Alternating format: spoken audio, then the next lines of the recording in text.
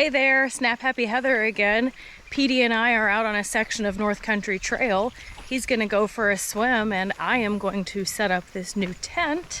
But today I thought I would chat with you about recovery.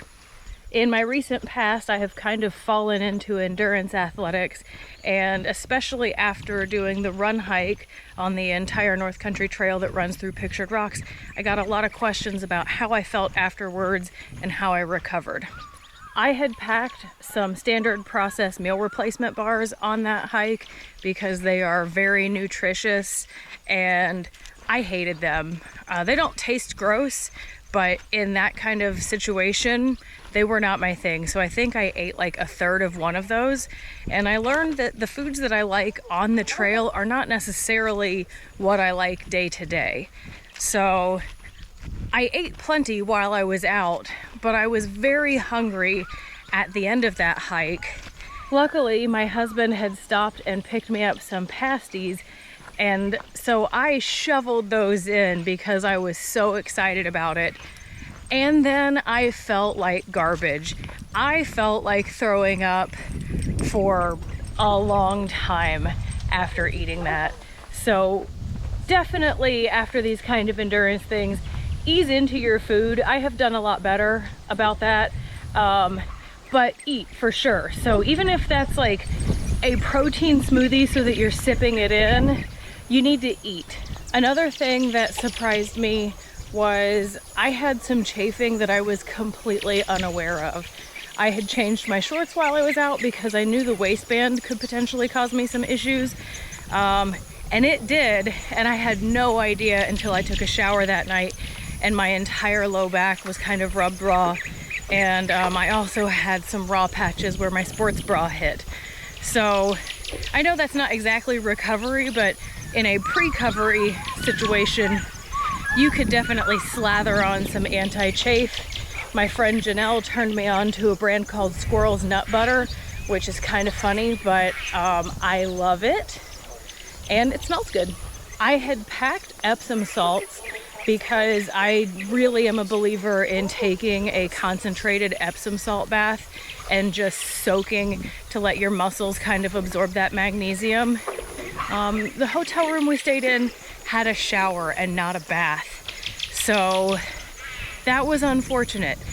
I actually felt better at the end of those 44 or 45 miles than I had expected to feel.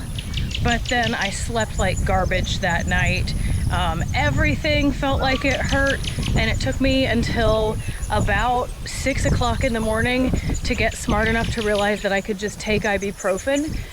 So I did have just body aches kind of all over through the night. I took one ibuprofen, and then that was it. I was good to go through the next day. In the last several months, I can attest that I'm also a firm believer in the use of a concentrated quality CBD oil. I like the brand Resilience, and since I'm not a brand ambassador, I can say things like, I really think it helps with my sleep. To me, it's like kind of like the benefits of NyQuil and none of the downsides. It relaxes me, I feel very sleepy when I take it, and then my sleep quality tends to be great. I just kind of go the whole night through. And if I do have to get up to pee or something, I tend to fall right back asleep. Since sleep is so important for recovery, doing anything you can to make sure that you sleep well is top priority. I've never been one of those people who claims not to sweat, and holy cow, is it a good thing, because I am a sweater, which means that I have to drink loads of water, but you can't really replace sweat with water. So I drink a lot of Noon, N-U-U-N electrolytes. I like to have ones with caffeine on the trail, and then obviously no caffeine afterwards because sleep.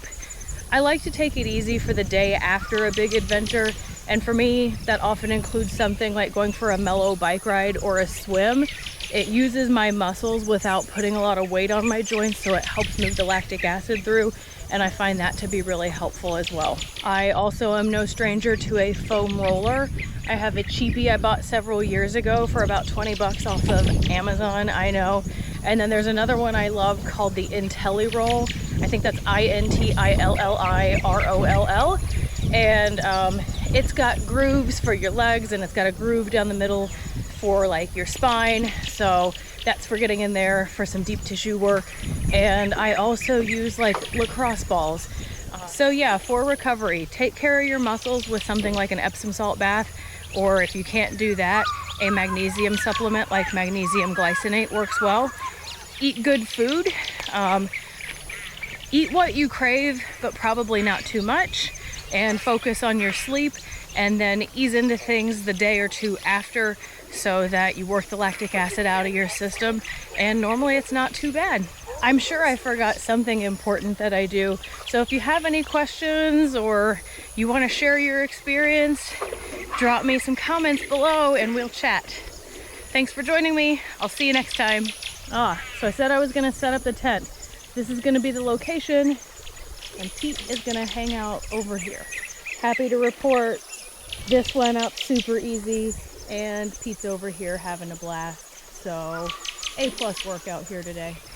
Just remembered one more thing that was a surprise after the big 44-mile hike run, and that was that, like, I think it was the full next night before I sat down and went to do some rolling and realized that my calves were super swollen and they hurt a lot. So I had to roll them gently, and then I put on the compression socks that go up the calves.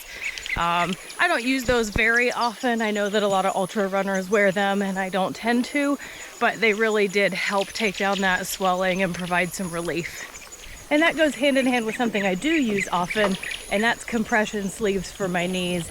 Basically, as soon as I get out of an Epsom salt bath, I put those on because I find them really helpful in preventing joint pain.